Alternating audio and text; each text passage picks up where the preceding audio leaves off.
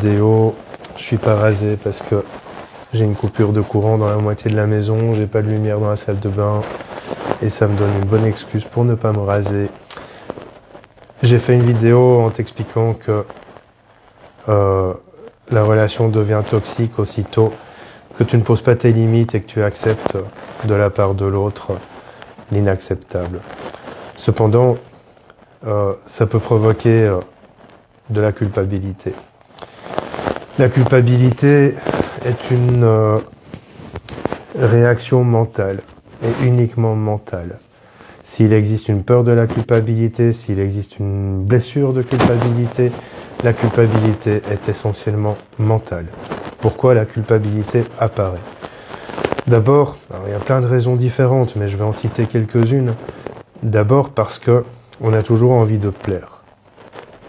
Et le fait de plaire, de vouloir plaire, va nous amener dans certains comportements. Et quand on ne plaît pas, ou quand on se rend compte que nos comportements n'ont pas été suffisants, on va éprouver de la culpabilité. Ensuite, on peut éprouver de la culpabilité parce qu'on n'aurait pas dit ou réagi de la façon dont on aurait voulu. Et donc, on s'est laissé soumettre, on s'est laissé écraser, on s'est laissé manipuler, on s'est laissé engouffrer dans une relation toxique et donc on culpabilise. Et puis, on peut éprouver de la culpabilité de ne pas avoir agi, de ne pas avoir fait quelque chose qu'on aurait aimé faire. Alors souvent, cette culpabilité est tout aussi mentale. Il y a différentes raisons pour lesquelles on peut éprouver de la culpabilité, et il y en a énormément. Mais ce sont souvent les plus fréquentes, celles que je viens de citer. La culpabilité est essentiellement mentale. En réalité, la culpabilité ne sert à rien. Elle ne sert à rien sinon à constamment ressasser le passé, constamment projeter le futur. La prochaine fois que je vais le voir, je vais lui dire ça. Et puis finalement, la prochaine fois, tu le revois et tu lui dis rien du tout. Ou t'oses pas. Et en fait, cette culpabilité, elle ne fait qu'affaisser, abaisser, amoindrir ton énergie.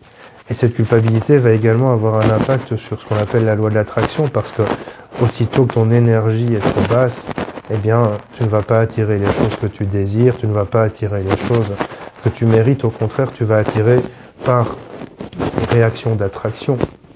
Tu vas attirer des situations qui vont te confirmer que tu as bien raison de te sentir coupable. Cette culpabilité, elle a vraiment absolument aucun sens, elle n'est que mentale, c'est vraiment ton cerveau, ton mental qui te joue des tours, mais il était très difficile d'en sortir. Il est très difficile de sortir de la culpabilité. Pourquoi? Parce que la culpabilité fait partie des processus humains. Tous les gens éprouvent de la culpabilité, même les gens qui peuvent te paraître les plus toxiques, les plus nocifs, les plus malsains. Tout le monde éprouve ou a au moins éprouvé un jour de la culpabilité.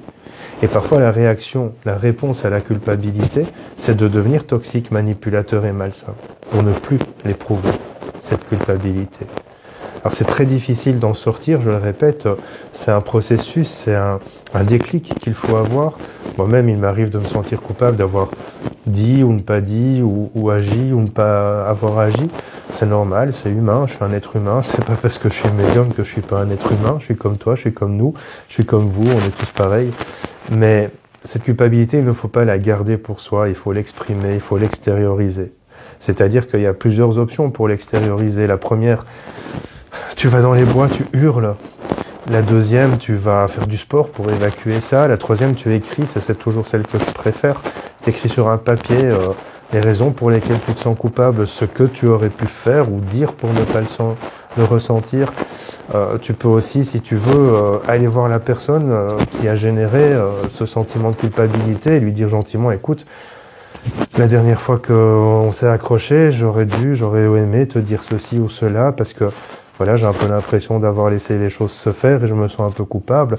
Ou à l'inverse, aller lui dire, écoute, j'aurais peut-être pas dû te dire ceci ou cela parce que ça a provoqué notre conflit. Alors c'est souvent le plus difficile, c'est d'aller voir les personnes concernées. Souvent, c'est même excessivement difficile. La culpabilité est essentiellement mentale. Il y a des peurs mentales comme ça. La peur du manque est souvent une peur mentale. Et je parle bien de peur. Je parle pas des influences karmiques ou des influences transgénérationnelles qui, elles, ne sont pas mentales, elles font partie de nous. Je parle vraiment de peur. La peur du manque est une peur essentiellement mentale. Et pour beaucoup, portant cette peur du manque, quand tu creuses un peu, en fait, ces personnes n'ont jamais ressenti le manque. Aucune d'entre elles n'a dû se sacrifier. Alors, il y en a, oui, bien sûr, il y en a, mais elles sont assez rares. Aucune d'entre elles n'a dû se sacrifier pour faire manger ses enfants et pas elle, ou forcément a été à la rue. Et très étonnamment, j'ai souvent parlé à des personnes qui ont vécu dans la rue, qui ont dû se sacrifier et qui n'ont pas pour autant ressenti cette peur du manque. C'est vraiment une peur du manque qui est très mentale. Au-delà, j'insiste, des influences transgénérationnelles et karmiques. Donc oui, il y a des peurs mentales, il y a des aspects très mentaux dans certains comportements, dans certaines réflexions, dans certaines introspections. Et la meilleure manière de s'en sortir, c'est de l'extérioriser pour ne pas que ça rumine à l'intérieur. Parce que généralement, la culpabilité aura un effet très toxique sur certains organes tels que le foie, les intestins et les poumons, mais aussi un effet toxique sur l'état dépressif, une tendance au burn-out et tout ça. Voilà, j'espère que ça a clarifié un petit peu les choses. Et je te dis à bientôt pour une autre vidéo. Je dis salut à Kat. Alors de nouveau, j'insiste pour les gens qui verront cette vidéo sur les autres réseaux. Je suis en direct sur Instagram. T'as qu'à me rejoindre sur Instagram. C'est pas compliqué, c'est mon nom. Partout c'est mon nom. Comme ça, tu pourras me suivre en direct. Il y a le Tipeee du Cerf, il y a Kat, il y a Marie F, il y a Isabelle, il y a Foulon Sang, il y a Taki, il y a Michel. Et je vous dis bonne fin de journée.